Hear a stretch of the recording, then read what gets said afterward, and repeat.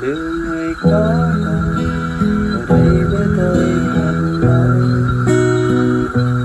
Ngày dòng tháng dài giờ mai không còn thấy nhau. Ngày em đến nắng mây xanh thêm, ngày em đi nắng vương núi thêm. Thiếu em tôi giờ bơ vơ, vắng em như tàn giấc mơ.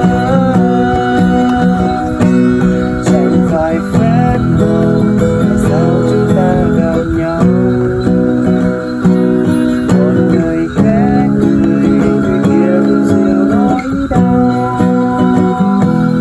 Gọi tôi thức giấc cơn mơ về, dìu tôi đi lúc quên lối về. Vắng người mãi sau luôn cạnh nhau. Vắng